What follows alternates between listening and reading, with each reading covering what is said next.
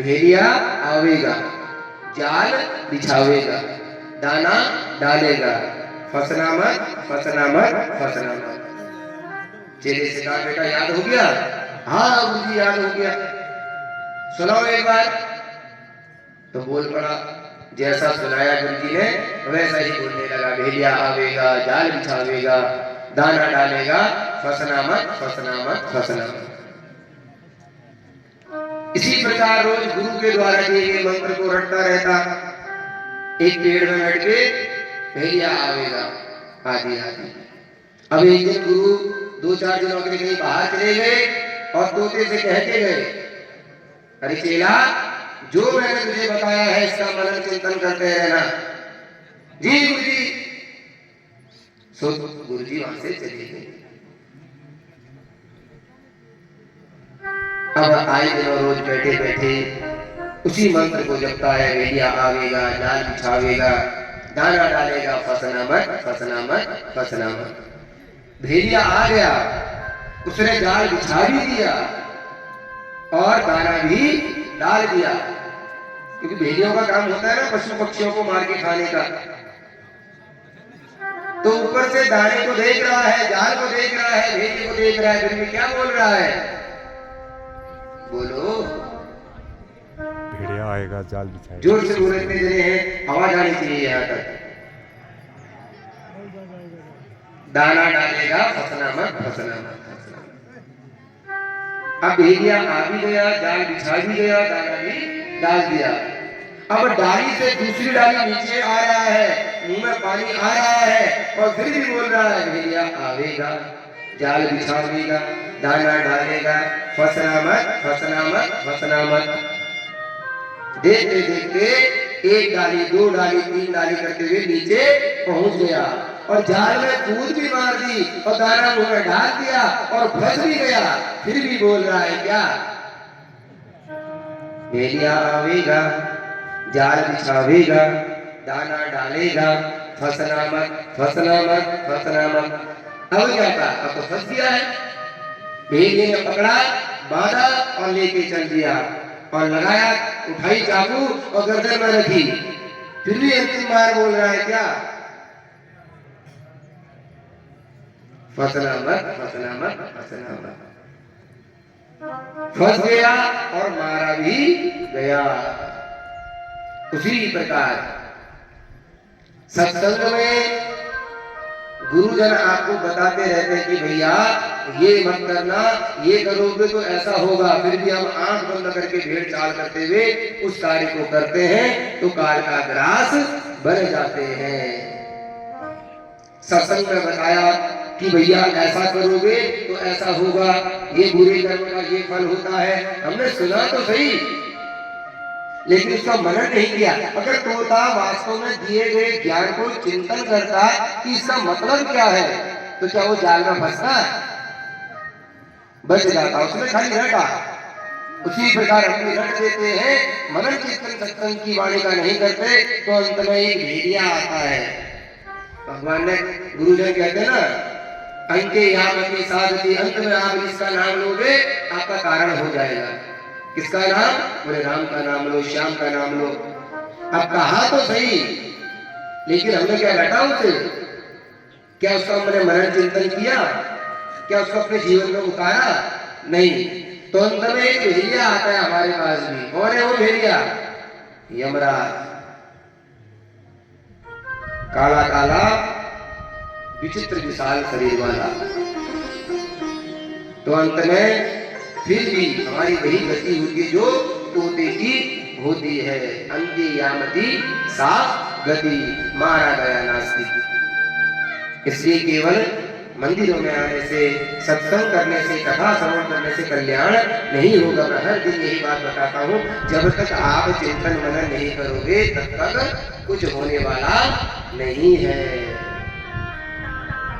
बोलो जय श्री कृष्ण। मजा नहीं आता बार बार कहने में ना आप लोगों को। बोलो जय श्री कृष्ण। जय श्री कृष्ण। खुल की आवाज आनी चाहिए ना, पता चलना चाहिए कि पहाड़ियों की आवाज पहाड़ की तरफ कठोर और बुलंद है। अगर आप बोल गए तो टेंट हिलना चाहिए ऊपर, ऐसी आवाज होनी चाहिए, हैं? तो इसलिए सत्संग करो और सत्संग की वाणी को अपने जीवन में उतारो, तब जाके आनंद है ना। आपने सत्संग किया 9 दिन सत्संग श्रवण करने के बाद अंत में आपके जीवन में एक नया सुधार आ गया, तो समझ जाना चाहिए आपका जीवन बेड़ा पार हो गया।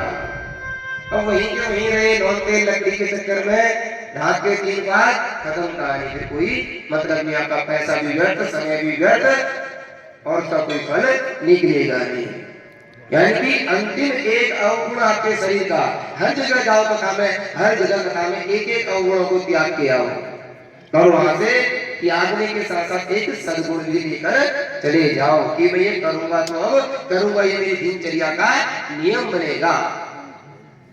तब जाकर हमारा वस्तुतः देवी भागवत श्रवण किया फलीभूत होगा, उसका वास्तविक अर्थ निकलेगा। बोलो जगदम्बे मैया की। कल कितने लोग आए थे कथा सुनने? हाथ खड़ा कर दो एक बार। कल वाली बैच में, आज वाले तो नए हैं। बताओ मैंने कथा कहाँ विराम दी थी? आप ही बताओ, आगे बैठे हो ना, कहाँ कथा करी थी? कर पूरी। चलो बढ़िया है, आनंद लो, आज का दिन भी टाइम पास हो ही जाएगा। बोलो वृंदावन बिहारी लाल की। परीक्षित महाराज के पुत्र जन्मेजय ने सर्पेक्षी यज्ञ कराया था कि नहीं? उसमें सर्पों का नाश कराया कि नहीं? आस्तिक मुनि आए थे कि नहीं? और इस यज्ञ को रुकवाया था कि नहीं? हाँ तो बोल दो। ये तो मैंने सुनाया नहीं, हाँ भी गए फिर मतलब जबरदस्ती। हाँ है? तो आस्तिक मुनि ने सर्पेक्षी यज्ञ कराकर सर्पेक्षी यज्ञ को रुकवाया और समूचे सर्पों की जान बचाई, और ज्ञान दिया कि गलती एक की, दूसरी सबको नहीं मानना चाहिए। तब जाके राजा परीक्षित के पुत्र जन्मेजय ने वेद व्यास जी के द्वारा सबसे पहले कथा श्रवण कर अपने पिता को मोक्ष का अधिकारी बनाया। देवी भागवत में लिखा गया है, जो कोई भी अपने मरे हुए पितरों के निमित्त में श्राद्ध पक्षों में 16 श्राद्ध आते ना, देवी भागवत का आयोजन करा दे, उनके पितर सीधे वैकुंठ लोक माँ या फिर माँ के पवित्र पावन धाम को प्रस्थान कर जाते हैं, उनका कारण हो जाता है। अथवा जिन्होंने पहले दिन कथा सुनी तो 4 नवरात्रियां बताई, उन्हें 4 नवरात्रि में जो अपने पितरों के नाम से इस कथा को कर ले तो उन पितरों का भी कारण हो जाता है। अथवा वो 4 महीने हाथ ना लगे तो जेठ मास से लेकर कार्तिक मास के बीच में कहीं भी इस कथा को कर लो तो उसका समूचा फल मिल जाता है। लेकिन कोई भी कथा करो तो पहले सबसे पहले भाव समर्पित हो। दुनिया आए तो वेलकम, ना आए तो भीड़ कम। मुझे तो बस माँ के पावन पवित्र चरित्र को सुनना है और उसमें गोता लगा के अपने पितरों का कल्याण करना है। ये भाव रखकर हमें कथा करनी चाहिए, दुनिया को दिखाने के लिए नहीं। तब जाकर वास्तविक पितरों की आत्मा को शांति प्राप्त होती है। बोलो जगदम्बे मैया की। वाह, बहुत बढ़िया। तो सूत जी महाराज से सौनक आदि ऋषियों ने प्रश्न किया, महाराज जन्मेजय ने यज्ञ कराया और बीच में आस्तिक मुनि ने आके यज्ञ रुकवाया, ये इतने प्रभावशाली आस्तिक मुनि कौन थे? कृपया करके इनके बारे में भी बताइए।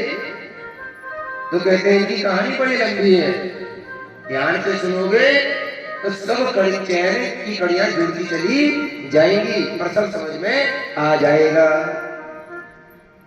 बोले एक समय की बात है, कश्यप ऋषि की 13 पत्नियां थी। उनमें से एक पत्नी का नाम था वनिता और दूसरी पत्नी का नाम था कद्रु।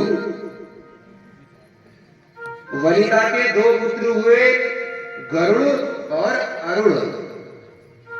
गरुड़ हुए भगवान नारायण के सारथी और अरुण हुए सूर्य भगवान के सारथी। लेकिन ये जो पत्नी थी इनकी कश्यप ऋषि की एक और कद्रु, ये बड़ी दुष्ट स्वभाव की। इसके जितने भी बच्चे हुए सब सर्प स्वभाव के पैदा हुए। इसलिए सर्पों की जाति कहां से प्रारंभ हुई? कद्रु से। कश्यप ऋषि की एक पत्नी है अदिति, जिससे आदित्य अर्थात देवता पैदा हुए। एक पत्नी है दिति, जिससे दैत्य पैदा हुए। एक पत्नी है धनु, जिससे दानव पैदा हुए। तो उसी प्रकार ये वनिता से अरुण और गरुड़ पैदा हुए और कद्रु से सर्पों की जाति पैदा हुई। अब जब से अरुण को सूर्य भगवान का रथ मिला और गरुड़ को भगवान नारायण का पद मिला, तब से भैया ये कद्रु वनिता से चिढ़ने लगी। अरे देखो इसके बच्चे कितने ऊंचाइयों में छू गए और मेरे बच्चे सर्पिले जहर छोड़ते रह गए। तो मन में होड़ पैदा हुई कि मेरे बच्चे इसके बच्चों से बड़े होने चाहिए। देखो आए दिनों कैसे आंखें दिखा के चलती है, नैन भटका के चलती है। अहंकार से वनिता का चेहरा देखो। जब कोई व्यक्ति किसी से चिढ़ता है ना, तो अपने मन में ही दंत कथा बनानी शुरू कर देता है। होता है कि नहीं ऐसा?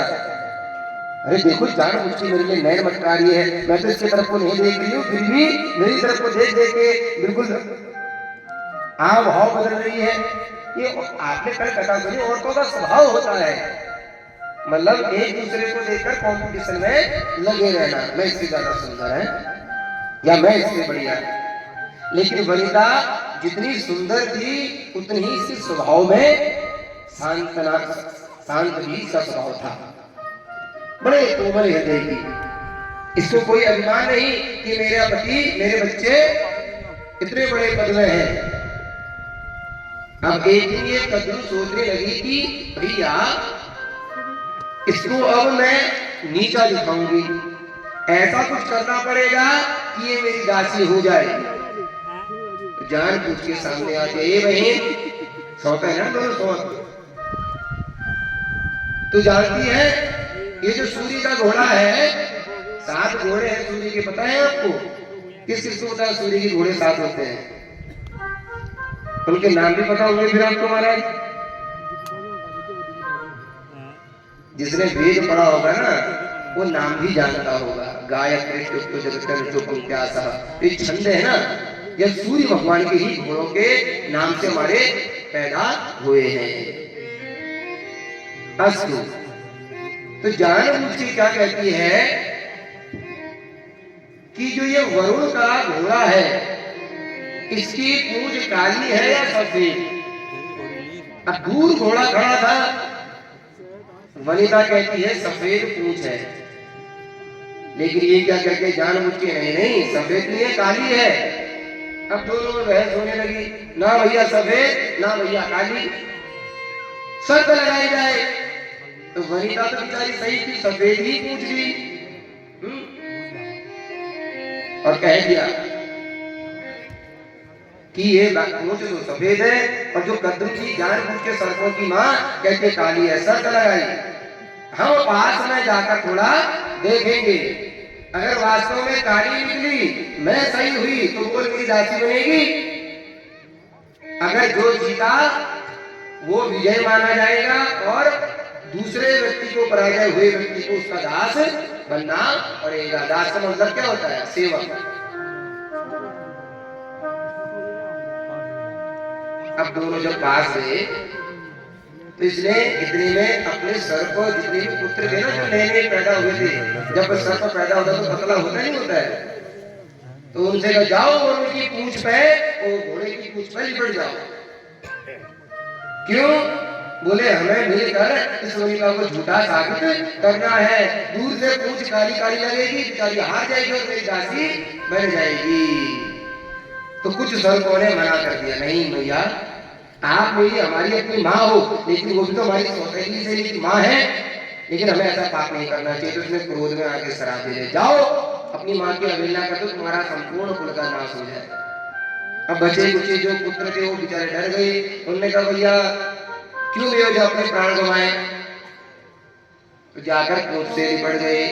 पास आकर देखा तो वनिता को भ्रम हो गया कि हाँ पूंछ काली है। तो हार गई और धोखे से अपना दास वनिता को बना दिया। अब वनिता आए दिनों कद्रू की सेवा करती, पैर दबाती, खाना बनाती। ये सब देखकर गरुड़ को अच्छा नहीं लगा।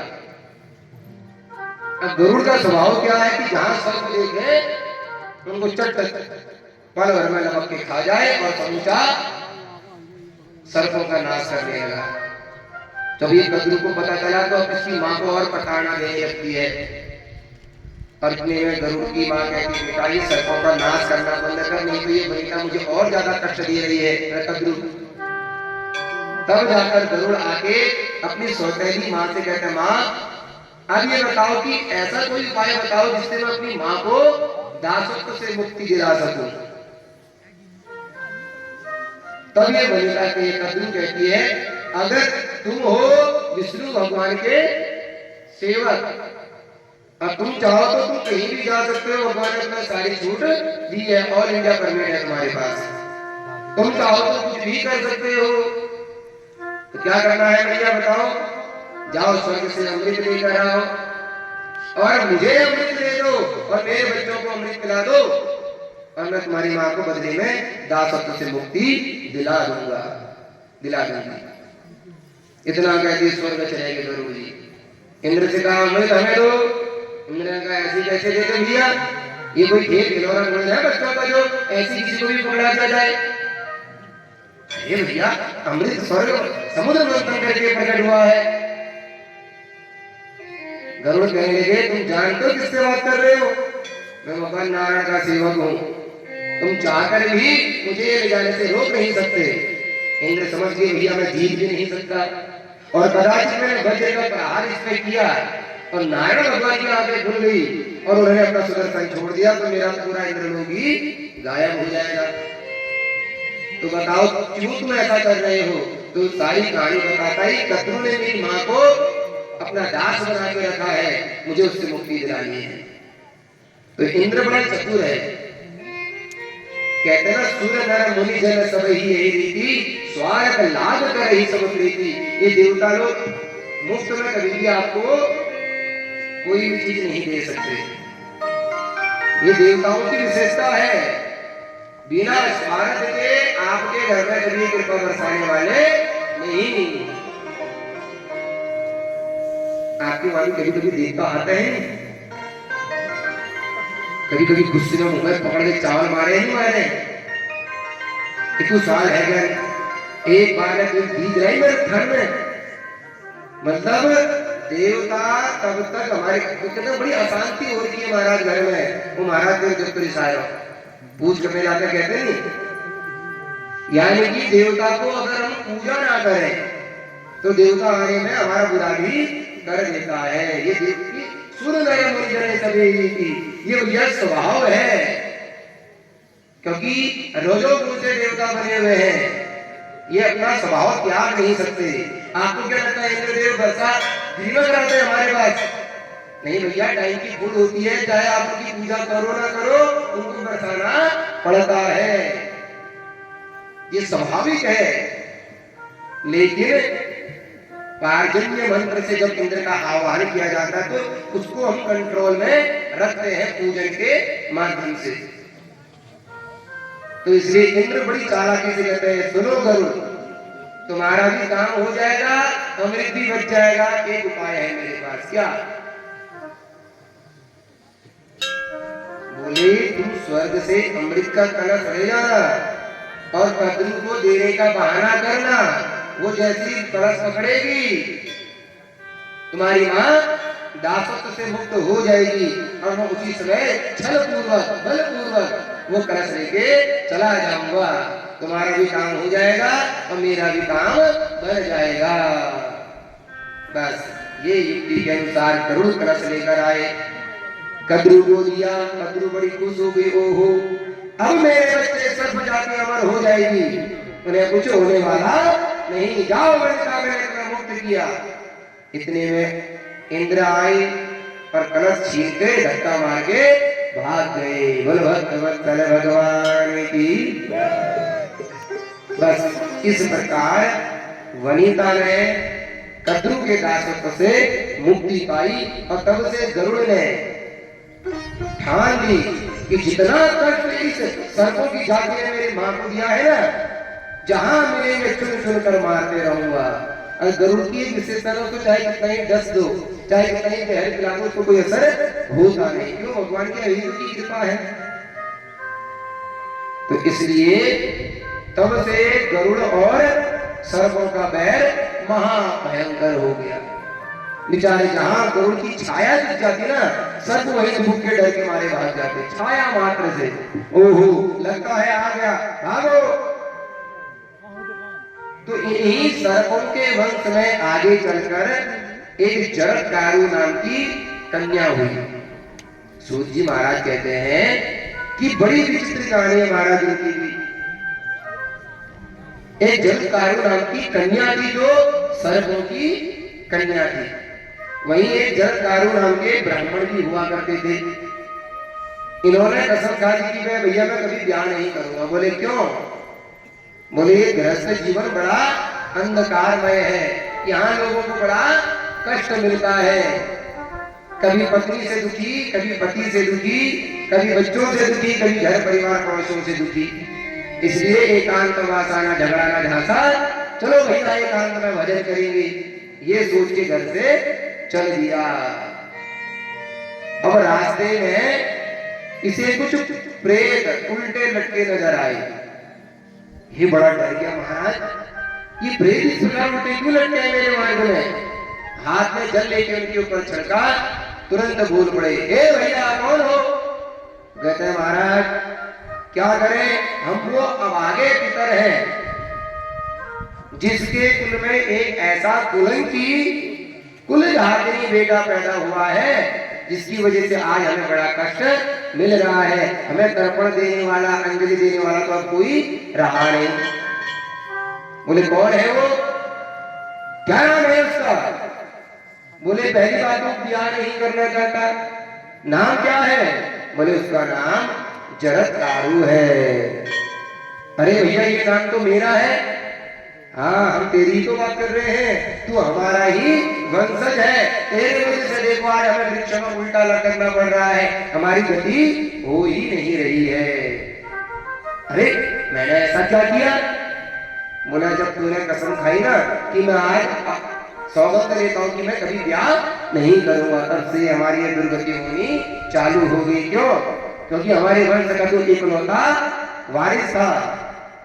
अब जब तू ही हमें तर्पण नहीं देगा, आगे कोई संतान ही नहीं होगी, तो हमारी गति कैसे होगी? ऐसे ही तेरे इस मूढ़ संकल्प को लेकर हमारी यह गति हुई है। और शायद लगता है हमें जीवन पर्यंत इसी प्रकार पेड़ों में लटके रहना पड़ेगा, हमारी आत्मा को कभी शांति नहीं मिल सकती।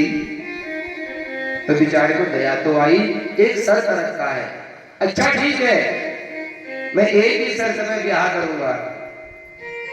क्या शर्त है? बोले मेरा नाम जरत्कारु है और जो कन्या होगी उसका भी नाम जरत्कारु ही होना चाहिए। तो ब्याह करूंगा, नहीं तो नहीं करूंगा। पितरों ने छान पकान लगाई तो पता चल गया कि सर्पों की एक कन्या है, उसका भी नाम जरत्कारु ही है, जो कद्रु के वंश में हुई थी ना। तो इनका ब्याह उस जरत्कारु के साथ कराया, लेकिन कराने से पहले एक शर्त रखी पत्नी से। देखो देवी, अगर मेरे अनुसार चलोगी, जरत्कारु बहुत बड़े तपस्वी थे, इनसे ब्याह करना उस समय हर एक स्त्री का गौरव हुआ करता था कि ऐसा ऋषि, ऐसा संत हमारा पति हो। तो बेचारी स्त्री ने शर्त स्वीकार कर लिया, हाँ मुझे शर्त मंजूर है। क्या शर्त है? कि कभी भी मेरे नियमों का उल्लंघन नहीं करोगी। उनमें से पहला नियम ये है कि जब तक मैं सूर्य को अर्घ न दूं, तब तक मुझे बीच में डिस्टर्ब नहीं करोगी। या अगर मैं सो जाऊं, क्योंकि सूर्य भगवान के उपासक थे, सूर्य को अर्घ दिए बिना, चाहे सायंकालीन हो या फिर अस्त का हो, सूर्योपस्थान किए बिना ये कोई कार्य नहीं करते थे। इनका नियम था, भले प्राण चले जाए, सृष्टि रुक जाए, लेकिन सूर्य को अर्घ दिए बिना या प्रस्थान किए बिना नहीं कार्य करते थे। तो देवी ने कहा, हाँ मैं वचन देती हूं कि मैं आपके कभी भी किसी नियम में उल्लंघन नहीं करूंगी, आपको किसी भी प्रकार से भंग आपके कार्य को नहीं करूंगी। दोनों का ब्याह हो गया, आस्तिक जैसा एक दिव्य बेटा भी पैदा हो गया। पति प्राणा है, जरत्कारु स्त्री नित्य अपने पति जरत्कारु की सेवा करते रहती।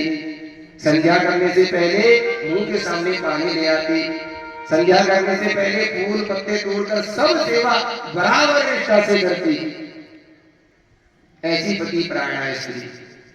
इसलिए जब कभी भी आपके पति परमेश्वर पूजा के लिए जाएं, तो उनके लिए फल फूल जल की व्यवस्था स्वयं बना लो। तो कहते हैं करेंगे पूजा पति और फल सारा पत्नी को मिल जाएगा। ये प्रकृति का नियम है। पति चाहे कितना ही तप करे, लेकिन उसका फल स्वतः उनकी पत्नी को ट्रांसफर हो जाता है। इसलिए बताओ भैया लोग, आज से तप करो कि नहीं? क्योंकि आपके पास तो रहने वाला कुछ नहीं, सारा आपकी पत्नियां खींच लेंगी, और पत्नियां भी तभी खींचेंगी जब वो आपकी सेवा करेंगी। उनके अंदर सेवा करने से ना चुंबकीय गुण आ जाता है। चुंबकीय गुण जब आता है, ये धर्म जब चुंबकीय धर्म जब प्रकट होता है, तो पति के द्वारा किए गए जितने भी दान पुण्य कर्म है, बिना मांगे पत्नी को मिल जाते हैं। इसलिए हमारा शास्त्र कहता है पत्नियों को पति की सेवा करने के अलावा दूसरा और कोई व्रत करना ही नहीं चाहिए। सनातन धर्म में पतियों के लिए कोई व्रत नहीं है, व्रत तो पतियों के लिए है ना। और पति हमारे पी के टोली रहते हैं, उनको कोई 3 लोग से मथुरा ले आए, उनको कोई मतलब ही नहीं व्रत से, और सारे व्रत बेचारी पत्नियां लगी हुई है, जबकि उनके लिए व्रत का विधान नहीं है। व्रत का विधान किसके लिए है? पुरुषों के लिए। और स्त्रियों को केवल एक ही व्रत है, क्या?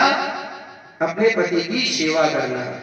बेचारे आए हैं, गर्म पानी दे दो, ठंडा पानी दे के पैर धुलवा दो, टावल दे दो, और सोते वक्त बढ़िया पैरों में तेल लगा के उनको सुला दो।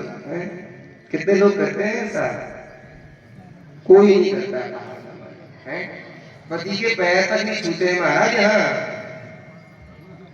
जबकि पति के पैर छूने में ना सारे पुण्य पति के पत्नी को मिल जाते हैं। माता लक्ष्मी को जानते हो? वो बड़ी है या आप बड़े हो?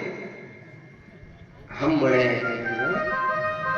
माता लक्ष्मी नित्य किसकी सेवा करती है? नारायण की। या वो धन की अधिष्ठात्री देवी है, धन उनके हाथ में है, फिर भी नारायण की सेवा करती है।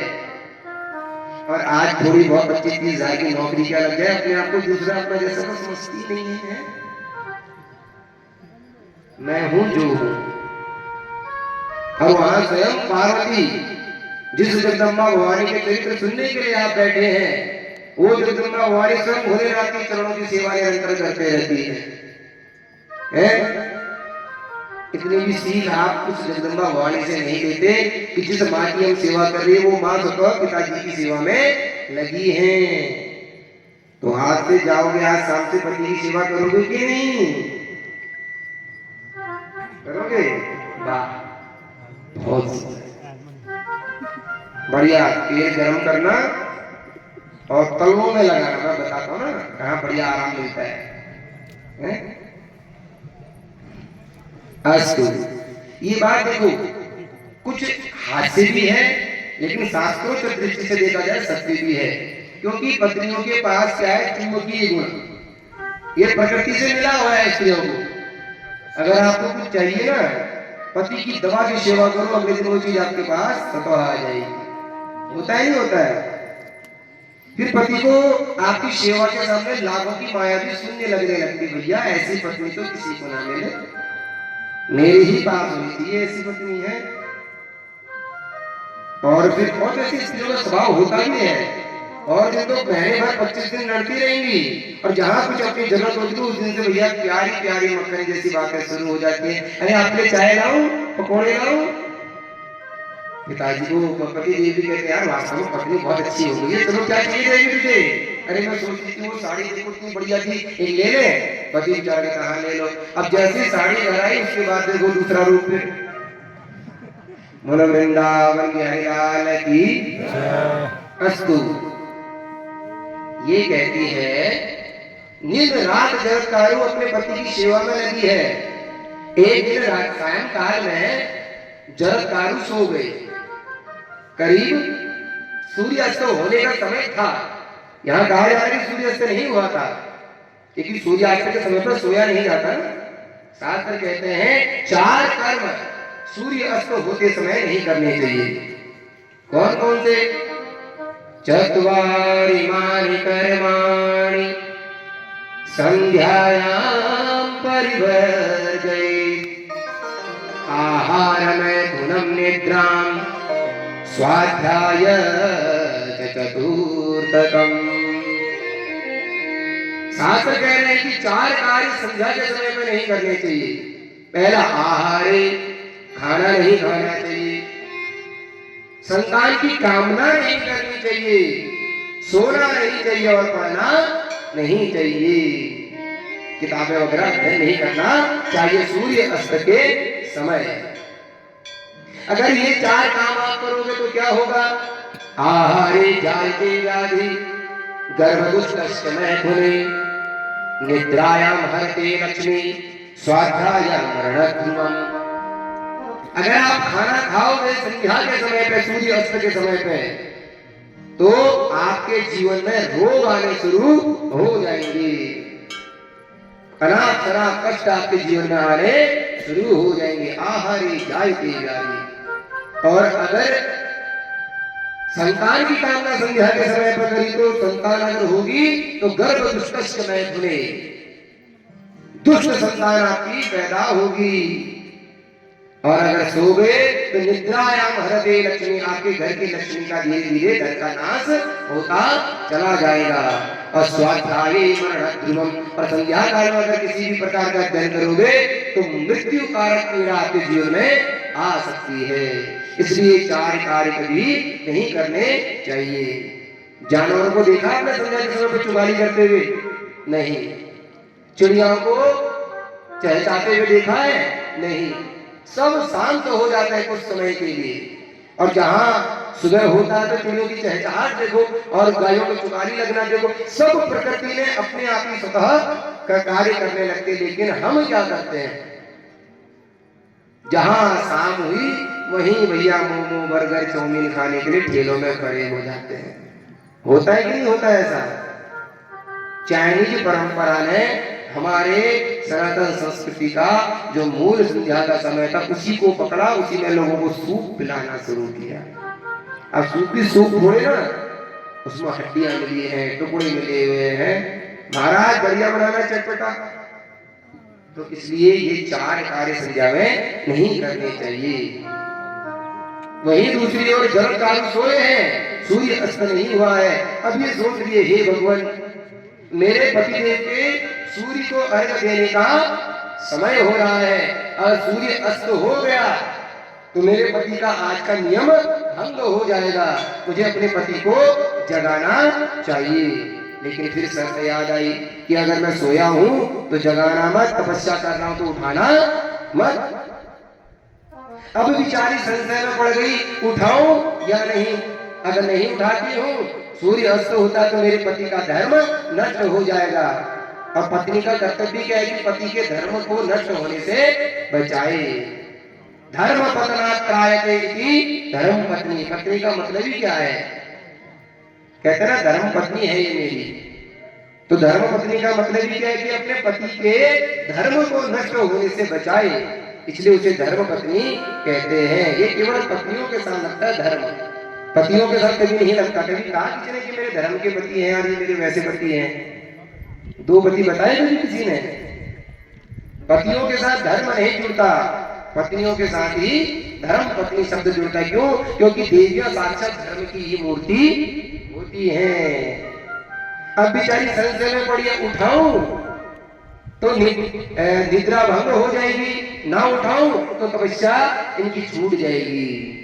चलो कोई बात नहीं, मेरा व्रत भंग हो जाए, ये मेरे से रुष्ट हो जाए, कोई बात नहीं, लेकिन अपने पति का धर्म नष्ट नहीं होने दूंगी। ये सोचकर पैरों से झटका के हिला दिया, स्वामी उठो, आपके अर्घ देने का समय हो रहा है, अन्यथा सूर्य अस्त हो जाएगा। क्रोध में आके आके लाल हो गई। अच्छा खासा प्रभु का ध्यान कर रहा था, प्रभु के चिंतन में लेटा हुआ था, तुझे क्या लगा मैं सोया हूं? अरे तू जानती नहीं, मैं जब तक सूर्य को अर्घ ना दूं सूर्य अस्त नहीं हो सकता। बताओ कैसे ऋषि होंगे कि जब तक ये उठे नहीं, सूर्य इंतजार करते थे कि अब मुझे अर्घ देने के लिए उठेगा, फिर मैं अस्त होऊंगा। ऐसा तब हमारे ऋषियों का, ऐसा तब हमारे संतों का।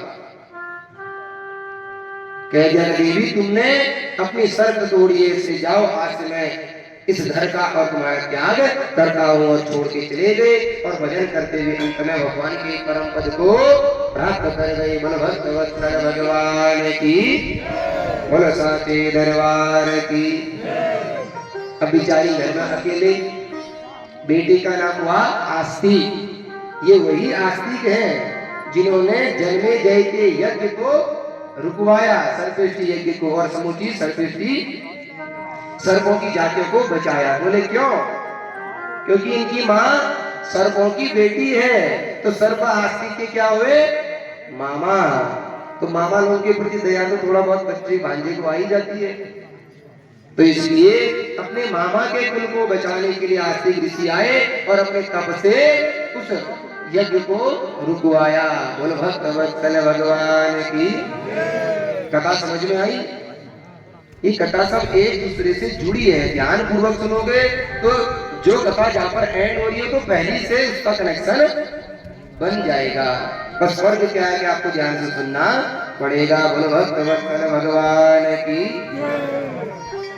यहीं से हमारा दूसरा स्कंद पूर्ण होता है और तृतीय स्कंद में हम प्रवेश करते हैं। तृतीय स्कंद में सृष्टि का वर्णन है, तो सृष्टि का वर्णन कर पाना बड़ा कठिन कार्य है। तो इस कठिन कार्य को मां की वंदना के साथ प्रारंभ करते हैं, सुंदर भगवान का एक भजन करते हैं, उसके बाद सृष्टि के वर्णन की ओर बढ़ते हैं। क्योंकि मकान बनाने से पहले मसाले की तो आवश्यकता है, ईंट पत्थर मसाला, तो मसाला रेडी करते हैं, उसमें टाइम लगता है, फिर उसके बाद चिनाई का कार्य शुरू कर देते हैं। बोलो भक्त वत्सल भगवान की, बोलो जगदम्बे मैया की। कोई देना सहारा रे माँ, कोई देना सहारा रे, हम तेरा सहारा है, हम तेरा सहारा है।